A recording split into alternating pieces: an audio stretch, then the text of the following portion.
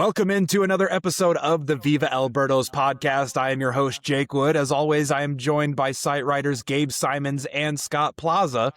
Today, we are going to talk about Oli Marmol getting a brand new contract extension handed out today. It is for 2 years, including a club option for 2029, I believe that's it. And also, we're going to talk about spring training and what is really important with spring training. Not much at this point, but there are certain things that you can kind of glean from spring training depending on what you tend to pay attention to or what you value. And then finally, we'll wrap up the show by talking about the division and kind of how we see things and the way that we think that the NL Central is going to stack up for the year. With that all being said, Gabe, Scott, how you guys doing tonight? Thanks for being here. Not a lot going on, so we'll see what we can ramble about for the people at home. Really scraping the bottom of the barrel when it comes to content, it seems, at this point. So I know you guys are just as eager as I am for the season to get started, and we actually have things that we can analyze and like really dig into and pay attention to. So, jumping off onto the first topic, let's get into the Oli Marmol extension. Again, Oli and the Cardinals signed a 2-year contract extension that will also include a club option for 2029. That managers don't also have mutual options with, it's weird that only players have that. Like, why? I don't know. Anyway, Gabe, I'll throw it over to you first. What was your impressions of the extension? What are your thoughts on Oli getting that 2-year extension? Not terribly surprised. The standard for the major leagues, at least with managers, is they get extended. They have 1 year on their contract. Otherwise, they're largely expected to be fired.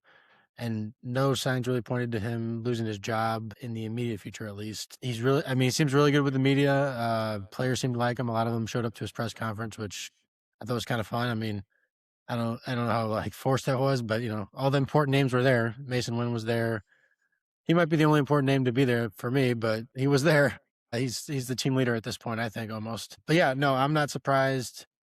I'm probably more happy with him tactically than I have been in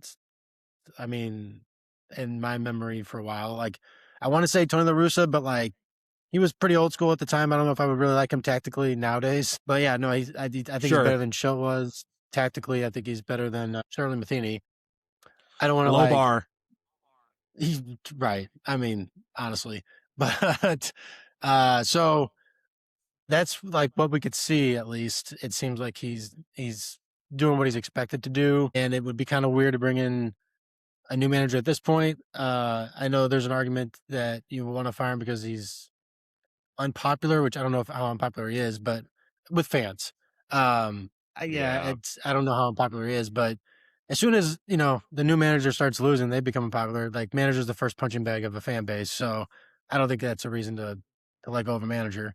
So yeah, no, I'm not surprised. I'm happy with it, and I don't really think it tells us anything new necessarily, except for they are truly committed to him. But I think that was already true. It's just the extension just put the little cherry on top. Yeah, I think this was kind of the expectation, and I was on Meet Me at Mutual with Daniel Shoptaw the other day, and we were kind of we expect it to happen, but it's more weird that it hasn't happened yet, and then it happens because it just makes the most sense. Oli came up as a player development person.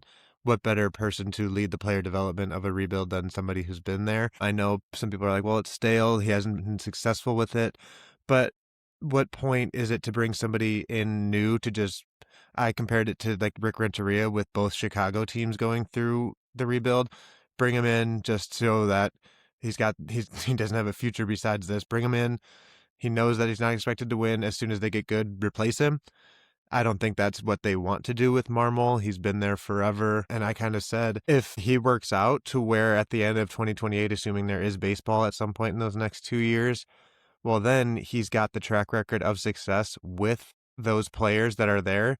Well, why don't you just keep him rolling with the consistency of those players? So I think a 2-year deal makes the most sense. And it also just makes sense to totally extend him, like Gabe said, if he's either going to be fired or he's going to be extended. And there was no reason to think, after hearing Heim and both Oli talking everything on the same page, it was very clear that this is the way it was headed. Yeah, certainly. And for the fact that they've had a working relationship together for the last 2 years now, they're pretty familiar with one another. And I think we kind of talked about this at the beginning of the offseason, really, like what were our expectations, whether or not Oli was going to remain. And that got answered fairly quickly once Haim was introduced. And, it makes all the sense in the world. They're familiar with one another. They seem happy enough with one another. The working relationship seems like it's going well. You know, over the last 2 seasons, when you compare expected win-loss with, actual output results, the Cardinals are plus 11 in that category. So clearly he's getting the most out of what he's being presented with on the field. That's kind of what you expect from a big league manager. One of the main things that you can really like lean into when it comes to a manager is like their bullpen usage and how they manage a bullpen. And over the last couple seasons, that's been, right up there with some of the better teams in baseball. At least for the first half until they sell off, of course. But I think, well, even actually, I take that back. In the second half, even after they did the sell off, like, the bullpen still like chugged right along, and you saw Romero and, Swanson and O'Brien and all those guys just fill right into those spots, and the bullpen continued to be somewhat of a strength of the team, even though it was still an under 500 team. It was still competitive in that, in that facet. And so for me, I think that it makes all the sense in the world. If you look at it from the lens of the prism that the Cardinals are going to contend in 2028, then what's the perspective of bringing in somebody new now? Like, kind of like you said, Scott, like if they're in the middle of this transition, why would you bring somebody in the middle of that to kind of disrupt the continuity that's already happening? Ollie's background is in player development. Just kind of continue down this same path, because it seems like you mentioned, the players were there. It seems like he has the ear and the back of the players. It seems like that, this is just, it makes all the sense in the world. And there's really not much more to say about it beyond that. Good job, Well, Cardinals. I guess I kind of want to makes say sense. like, I'll go. I want to say that there's people that the negative ones that are like, oh, Marmol can't get the most out of his talent or manage a game, are also the same ones that say like Mo didn't make moves and didn't make create a talented roster. So you can't have both. Like Right. the fact that they were as successful as they were under Marmol, which I do think that they were successful under him, has to go to show that he overmanaged the expectations. If you're the one that believes Mo didn't do what he was supposed to do. But then if you think Mo did what he was supposed to do, then why did the team underperform? I don't know. It's just so weird to hear some people say that Mo was a problem, but also Marmol wasn't winning with what he was given. Also, I was going to support his point by saying that by Pythagorean win-loss record last year, we should have won 74 games. We won 78. And the year before, we should have won 76 games and we won 83. So he's outperformed the expected win-loss record based on runs scored and runs allowed for the past 2 seasons. I don't know how much credit to give to a manager, but I don't know how else you credit a manager than your team playing better than you would expect. Just by like those stats, at least, it supports that we're outperforming how we should be doing the last 2 seasons.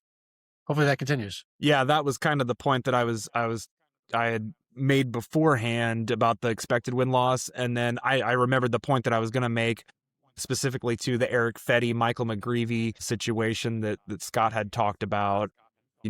Consider the pieces that were on the roster, and if Mo had made the decision to cut bait with Fetty sooner and brought McGreevy up, perhaps the team could have been, just a little bit better even. And so, like, obviously you saw through a little bit through the media that, Marmol didn't quite agree with Mo's decision on continuing to throw Eric Fetty out there, but it was who he had to use. And so you got to use what you have, right? And so I just think that Oli performed better than what he was given and has continued to do so, and that's really all there is to it. Like, for those who are Oli detractors, like, I really don't know how much more you could get out of the rosters that he's been given over the last couple seasons, truth be told. And so all of this happening, and there was a spring training game that followed after, and that kind of will lead us into our next topic, is like, now that we're like 10-ish games into spring training, how much of like what we're watching actually matters? Like, what does any of it matter? Is it all matter? Like, Scott, I'll let you start off with this. Like, what is it that we can really take out of what we're seeing right now, and Like, is it a grain of salt, or are you keeping like this close hawk eye on every little detail that's occurring in spring? Well, what storyline do you want to push is what you can decide what actually matters. So, JJ Weather hit a homer, so therefore he's going to be Rookie of the Year. But Tink Hence lost a couple miles on the fastball, but it's just spring training, so it's fine. Don't worry about it. So, but what I actually do take out of it is where I see people play in games, because we can hear things over, the backfields and stuff of they're going to get reps in the outfield or they're going to get reps at different positions. But until we actually see those guys do it in games, I kind of just take it as hearsay. So the fact that we got to see Ivan Herrera actually gear up, hear about Ivan Herrera actually gearing up, and then we get to see Thomas Ajayci playing in the outfield multiple times before he heads to play shortstop in the WBC. I think that the fact that they're playing those positions in games means more than just hearing about what they're doing in the backfield. So rather than talk about the velocity or the command or ABS or anything like that, I think how they're actually being put into the lineup is what I take most from this early part of spring. Yeah, you got a better answer than me. What what you value the most in spring training, honestly, unfortunately, is stuff that we as fans cannot see. The coaches give the players something to work on or something to improve upon, and it might not be seen in the stats whatsoever. Maybe it's like a better swing or just hitting the ball harder. And we could see the stats on hitting the ball harder, but yeah, clearly the coaches, I would think, give each player like, okay, we're going to maybe work on a position, or we're going to work on hitting curveballs or laying off pitches or whatever it is. And we're not really privy to how much they improve in those areas. I'll give an example. Matthew Liberatore, although he did have a good ERA last spring, I didn't think his strikeout to walk ratio was that good. Obviously played great in the first half, but I think the coaches gave him something to work on, and that allowed him to make the team more than his specific stats. So I don't even know if like we can see things to value, to pay attention to put too much weight on, except of course that JJ Weatherholt will be the leadoff batter and be the Rookie of the Year this year because of his first 5 games. That's the only thing that we can value so far. I think he's walked a few times already. He's hit a homer. I'm all in, baby. That's it. And never mind like Connor Griffin behind the curtain, like that doesn't exist. Nolan McLean, he's those guys. Naming names. Those guys aren't out there. It's JJ Weatherholt's title to lose at this point.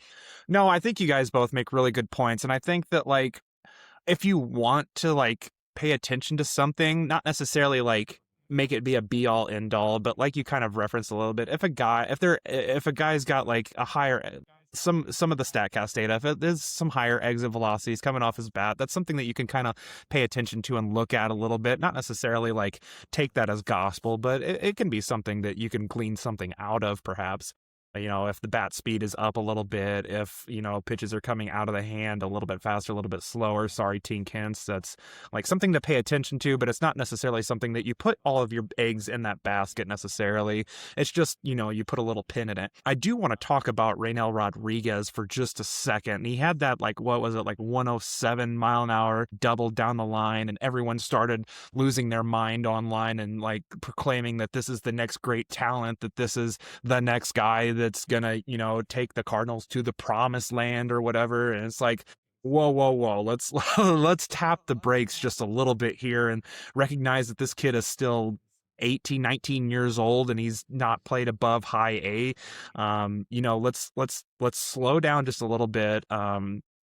At most at this point in spring training, if you said anything beyond "that's cool" to something, or "ooh, that's a little bit bad," like if you've reacted any more than that, you have overreacted. And to simply say that, like, just let these guys get their feet wet, get back into the swing of things, and maybe right around mid-March, like the 10th to 15th, somewhere in there, that's whenever you can start really drawing, away from what is happening and whether or not something actually means something. Because by that point, the guys have had about 3 or 4 weeks to build up.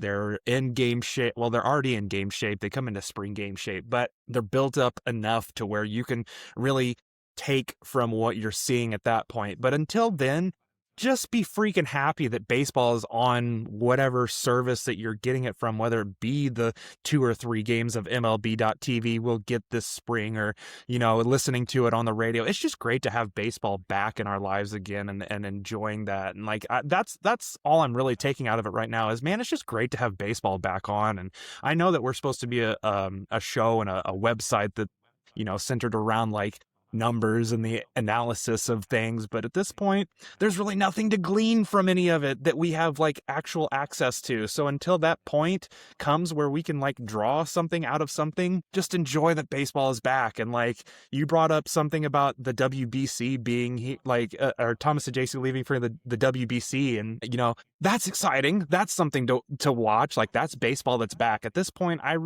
can't concretely draw any conclusions from what's happened during training right now. So no, nothing that's happened matters. And maybe that makes me cynical, but it is what it is at this point. So let's talk about the NL Central, right? That's the division the Cardinals play in. Everyone knows this. Go ahead, Scott. Do you have something for us? Yeah, I was going to say, the reason that I think it's easy to overreact is when you look at what the overreactions are, it's always around the prospects.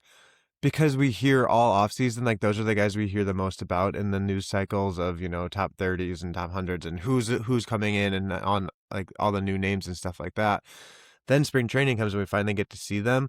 These are the guys that we've read more about this offseason, that we do get to see the Rangel, we do get to see JJ. Like, we get to see all these guys that we have heard about. They made late season debuts. But then that also gives us something to talk about, too, because it's able to, at some points, get the eye test into what we have read, and then we can start to actually form our own conclusions. Like, we had Kareem, the prospect shaman, as we put him, on the Redbird Rundown this past week, and just doing a prospect draft, and it wasn't even like future value, like, type related draft. It was just like guys that we were like pumped about and things like that. Like, then that's one thing that we can do, is just seeing these guys and seeing how the guys are built. Like someone like Joshua Baez, who's built like an absolute truck. Like, just seeing the things that he can do is just so much more fun to overreact than seeing guys like Victor Scott lead the freaking Grapefruit League and sacrifice bunts. Didn't somebody online like way overreact to Jeremy Rivas having a good start to spring training? 30 homer Gold Glover, I believe, I don't know. is what he I have was not been paying tabbed attention. as after that. Well, good thing for you. And Matthew Liberatore, I think, threw faster this spring, didn't he? Yeah. Who knows? Who knows at this point? Who knows? I've found that, like, it's better for my sanity to kind of ignore what's kind of going on social media, because it seems like the earlier and earlier the worse the takes get, and so I just try to ignore it sometimes. So anyway, about the NL Central and where we think that all 5 of these teams are going to wind up for the 2026 season. We'll go through this, who's going to finish 5th, who's going to finish 4th, who's going to finish 3rd, 2nd, 1st, so on and so forth. And we'll each take our turns, kind of go. So like, I'll throw it over to Gabe, and Gabe will give me who he thinks he's going to finish in last place. And then he'll give me, a brief 2 or 3 sentence, exposition on why he thinks that team is going to finish where. So, Gabe, I will have you start off. Who do you think is finishing in last place in the NL Central this year? Oh, this is tougher than normal. I'll say that. The NL Central is really bunched up together this year. And I obviously am not going to pick the Cardinals because I'm a homer. I really want to pick the Cubs, even though I don't think that's going to happen. Just to pick a team that I want to be in last. I think I'll go with the Reds because I got to pick a team, honestly. And I don't know. I don't. Nothing about them makes me think they're going to finish high. And whereas other teams, I could sort of buy into them surprising and getting to 80. No, not 80 plus wins, 85 plus wins or something. Although I'll cover the other team where I think that's a little harder to believe. But yeah, I'm going to go with Reds, and I don't have a good reason. Just I kind of have to pick a team, and like I said, they're kind of bunched together after. I think that any of them could win 81 games or more. Honestly, Yeah, I actually just had this conversation today at a. Yeah. I had this conversation today at a 1-year-old's birthday party filled with Cubs fans, and they know that I do all this Cardinals stuff. So they're like, "Is it really going to be that long of a year?" And I'm like, you know what? I don't think so. Seeing the win total set at 68.5 just sounds absolutely crazy that they think this team's going to be 10 games worse than last year. Kind of like Gabe, there's guys I wish I could put at the bottom. I was leaning towards the Pirates, but I just like what they've done. So even if they do finish last, I just like that they've at least given some sort of hope to trying, or whatever this type of trying is for Pittsburgh fans. So I guess I'll just go with Gabe because I also just don't really like the Reds. So I'll go ahead with the Reds in last place. Yep. So I'm going to rip the hearts out of every Cardinals fan right now. I'm going to completely tank our stats, and I'm going to say that the Cardinals are going to be the ones to finish in last place this year. I think that they live in the world of the largest talent deficit of any team in the NL Central as it's currently constructed. That's not to say that I think they're going to be a 100-loss team. I think that they're if the Cardinals finish 72-90 this year, would that surprise anybody? I don't think that would overwhelmingly surprise anyone, because I think coming into the season, we're all kind of talking about them being, realistically in a 70 to 75 win range, and that's about where they would land, I think, in my mind. And so, not for the sake of I don't think that they're a good team or that they're not going to be. I just don't think they have as much talent against in a balanced schedule era, not where they can beat up on lesser teams over and over again. I think exists a greater than possibility where the Cardinals wind up finishing in last place. We'll just kind of keep the same rotation going. Gabe, who do you think will finish in fourth place? I'm going to go with the Pirates. Nobody ever lost money betting against the Pirates. And until that is disproven, I mean, by that logic, I should have picked them for fifth, but I do like them more than the Reds, honestly. They won 71 games last year. I'm not seeing, I know Connor Griffin, but I'm not quite seeing a huge 10+ game jump for them. They got to do a huge turnaround to get to a place where I think they could get, start competing for the wild card, basically. But I also wouldn't be surprised, by the way, if the Cardinals are in last place and still win 77 games. I feel like we might have that kind of year for a division. Yeah. So it might not be that bad. To be in last place, but we'll still have a very competitive year. But yeah, I'm going Pirates because, like I said, nobody's ever lost money betting against the Pirates. All right. Well, I guess to Gabe's last point, where 77 could be the last place in the division, I'll put the Cardinals fourth, because if it is 77, I'm okay with that. It's above expectations for most of everybody around the league. So if the Cardinals can finish fourth with 77, then I'll be okay with that fourth place finish. So I'll go Cardinals there. Cincinnati, fourth place. Whenever you consider their offseason and their biggest move was Eugenio Suarez, it's big power, but there's a lot of swing and miss in that. And then their other two key notable additions were JJ Bleday and Dane Myers. They essentially sat on their hands all offseason and didn't really, meaningfully do anything to increase their chances to win this season, I don't think.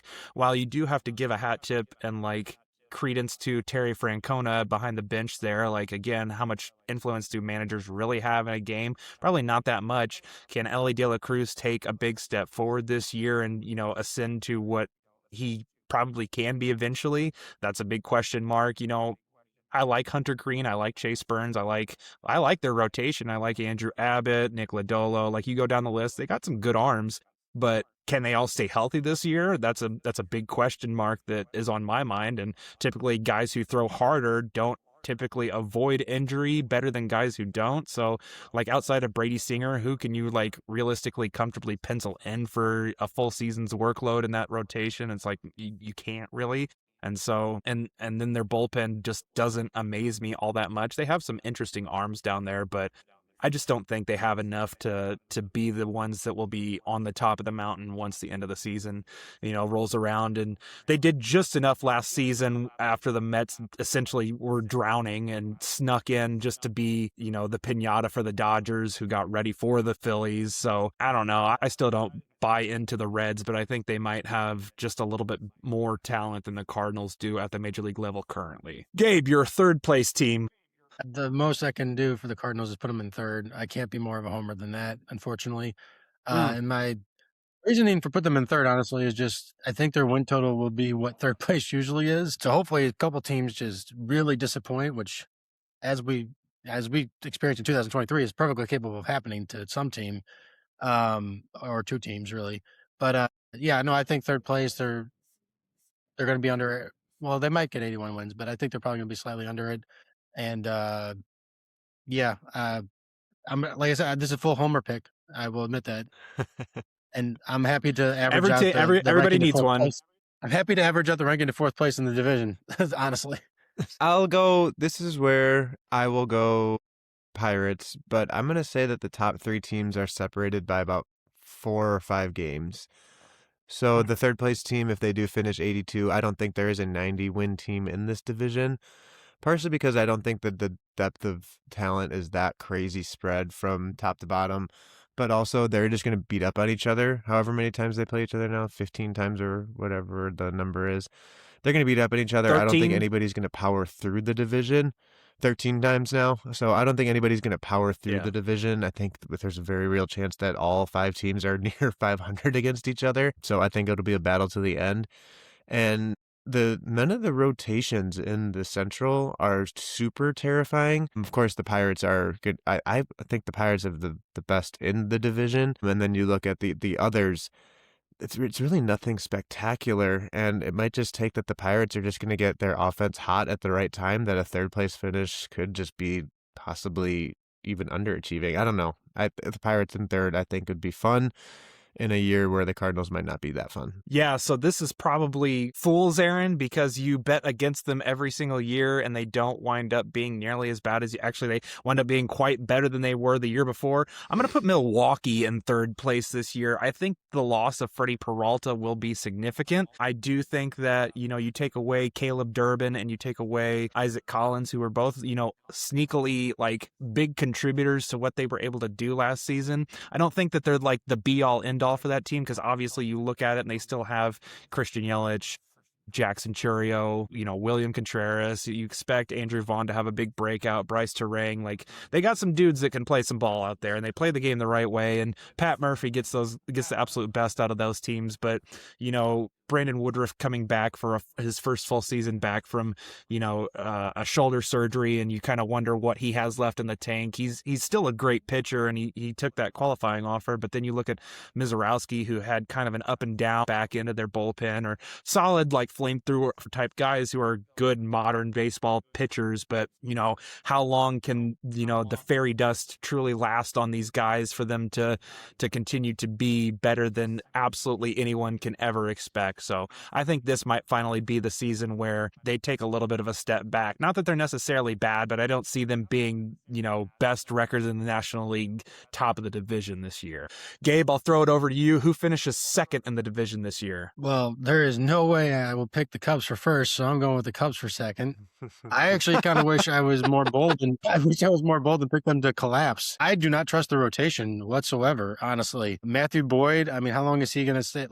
How long is he going to stay healthy? He's been injury prone his whole career, and he finally had a healthy season. I don't love James Italian, to be honest. Shota, the league kind of figured him out last year. They had a bunch of homers.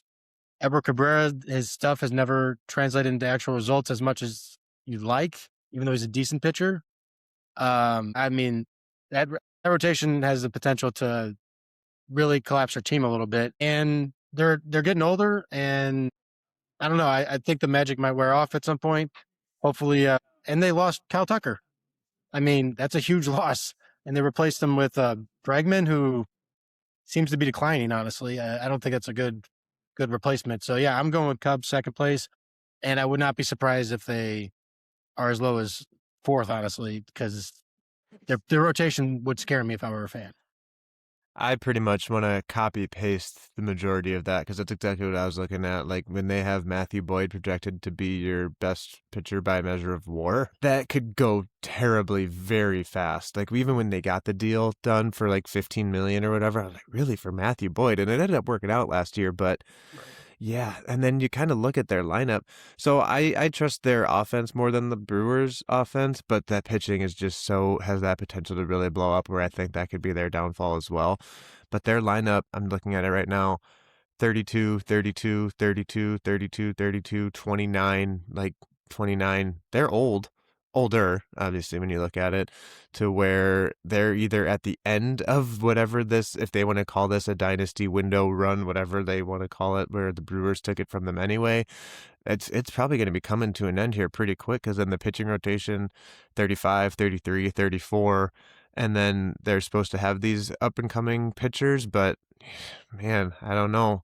If I was a Cubs fan, just like Gabe said, I'd be a little bit concerned that maybe they're going to have to reset or retool some things that they might not want to do, like an Ian Happ or a Seiya in a trade, just to revamp some things if they need to. Yeah, I'm going to put Pittsburgh in the number 2 spot in the division this year. I think that they're at worst a wild card team. I really like what Pittsburgh was able to do this offseason. I like, bringing in 2 reigning All-Stars and Brandon Lau and Ryan O'Hearn.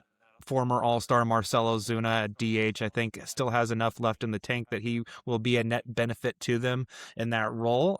I really like Spencer Horowitz. I really like Brian Reynolds. I really like Connor Griffin. I think that dude is, him and JJ are going to be the early, easy odds-on favorite for Rookie of the Year. And unfortunately, I think that Connor will probably wind up taking it away from Weatherholt just because he has, the power-speed combo that will draw a lot more fans' attention and eyes and voters' eyes as well, that I think that ultimately it'll wind up being Connor Griffin instead. And how can you deny Paul Skeens at the top of a rotation? You go down the list and Bubba Chandler, Braxton Ashcraft is really good. I'm really interested in seeing when Jared Jones is able to make a return. Like, that's 4 really scary dudes without even mentioning Mitch Keller, who's like pretty solid in his own right.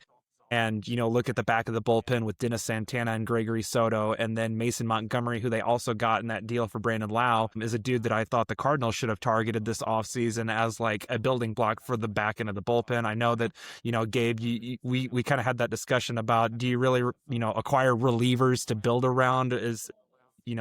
The Cardinals kind of take a different approach than kind of how we view it, how I view that. But, I think Mason Montgomery, along with Soto and Santana, will form a really strong 7-8-9 and lock things down. 3 guys that can throw 100 plus is pretty intimidating in the back of the bullpen. And they all just feature some really wicked stuff. It'd be the team that overproduce or like takes the biggest leap for year over year this year. So, Gabe, without further ado, who do you have winning the division this year?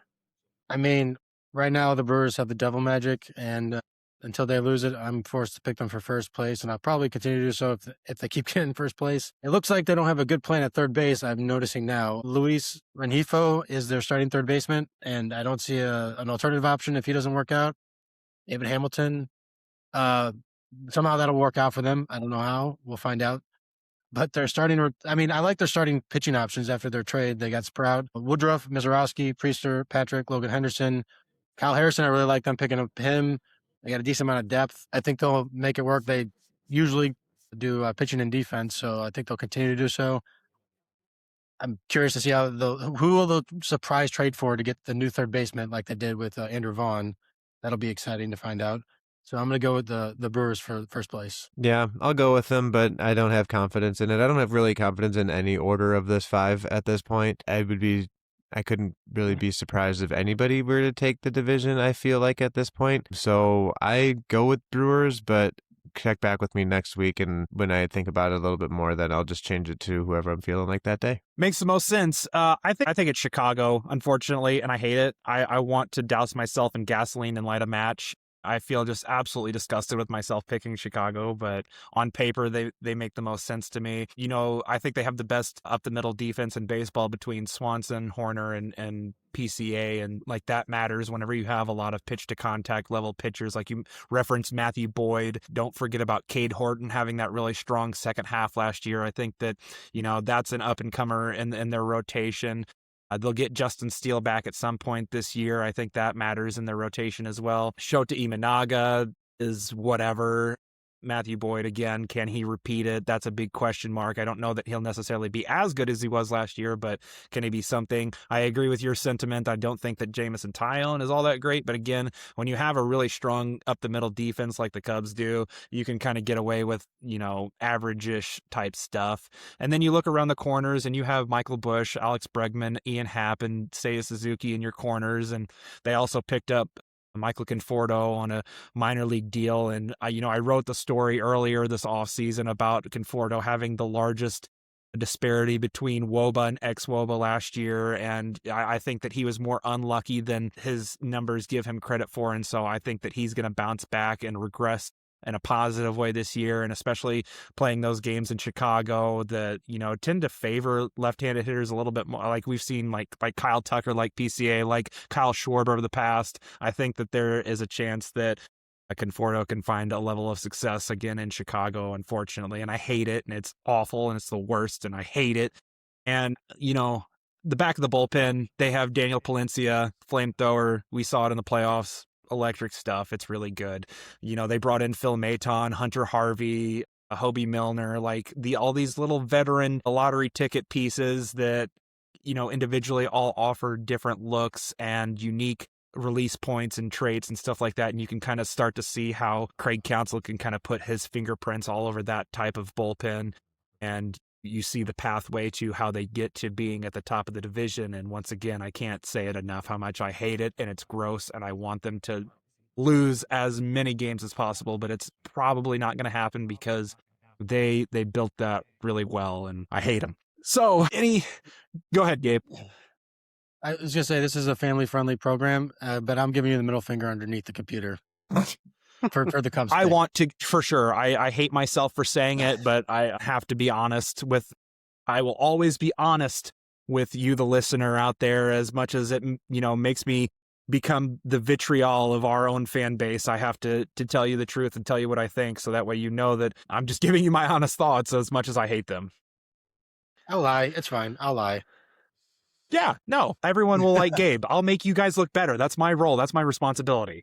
And I see. So I'm up in the Chicago area, so I might as well just shove this along to the Chicago listeners so that they could be like, wow, look at all this respect that they're getting. And I'll just be like, well, they're that gullible if they believe that this is the year. So Nope, not from here. From this. Listen, what most people don't realize is I'll do anything for more subscribers. It's fine. I'll say anything. No, I won't. I'm going to tell you the truth, even if it's unpopular. I'm sorry. I'm not Kyle Reese. Okay, I got clothes on all the time. I couldn't pull that off. Gabe, let's finish this off with a two-parter real quick. Are you going to be watching the WBC? And if not, or if what are you going to be paying attention to this week in spring training for the Cardinals? I don't even know if there'll be spring training games for me to watch. I think there's been one or two games that I could have actually watched, and I did not. Listen to, watch what? No, I know, but react to. Right. I will do my best to watch the WBC. I'll be interested in the games. I'll at least have it on the background, I'm sure, assuming it's easy to access, which I think it should be. It is. I think it's on TV. Yeah, I'll be watching the games. I'll be rooting for, United States and players on the Cardinals and all the normal stuff. So, yeah, I'll totally watch if I can. What about you, Scott? Yeah, pretty much the same. It'll be on this week. I want to see if Javon Herrera catches again, and we've been hearing that Dustin May hits 99. Here's the velocity story. Do you want to talk about it or not? So I think we're supposed to see Dustin May on Thursday this week, is what I believe. Against Pittsburgh, whenever that's supposed to be. Something like that. But I think Dustin May is supposed to get on the mound again, and then I want to see Herrera catch as much as possible. Yeah, and I'm excited for, the WBC. Again, I'm just, out here fiending for anything baseball related. So give me all the WBC content that I can possibly get my hands on. I'm excited for it. Nothing better than, if the Cardinals finishing last place take lost some of you, hopefully you stuck around long enough to hear me go USA, and maybe that'll, keep this fan base engaged enough to want to stick around and listen to a little bit more. If not, I understand. Don't worry.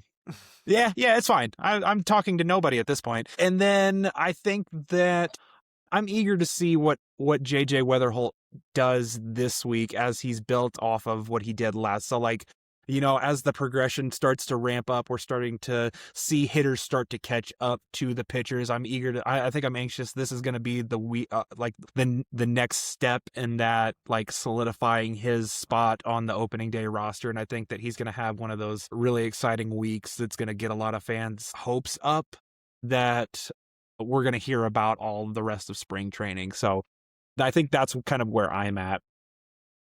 Do you think he should bat leadoff?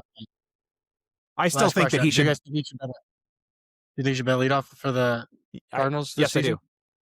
Immediately. Yes. I agree. Scott? Yeah, sure. Scott? Somebody's got to do it. Somebody's got to do it, and I don't really know who else it's going to be. The modern school of thought is that you put your best on-base hitter at the top of the lineup, and I think that's JJ Weatherholt from day one. And you look at his numbers in AAA, those skills and what he produced last year translate, and so it makes all the sense in the world. When you hear Oli Marmol talk about JJ Weatherholt, he talks about him as if he's a 10-year vet already. He loves the poise, he loves the confidence, he loves how he carries himself, he loves just the way that, he doesn't take what has happened before into the next at bat. And so I think he has a lot higher of impression of JJ Weatherholt than your average rookie that, we've historically seen really slow play into the lineup or into a more prominent role. And I think that, JJ is going to get elevated quickly as kind of that outlier talent. Agreed. All right. For Gabe Simons and Scott Plaza, my name is Jake Wood. Thank you so much for watching. Hopefully you want to continue to listen, even though I don't think the Cardinals are going to be all that great this year. Have a great week, and we will talk to you again next week whenever we have guest Ben Clemens. That's right, old friend of Viva Alberto's. Ben Clemens will join us next week here on the Viva Alberto's podcast. Once again, for Gabe Simons and Scott Plaza, I'm Jake Wood. Have a great day, and thanks for listening.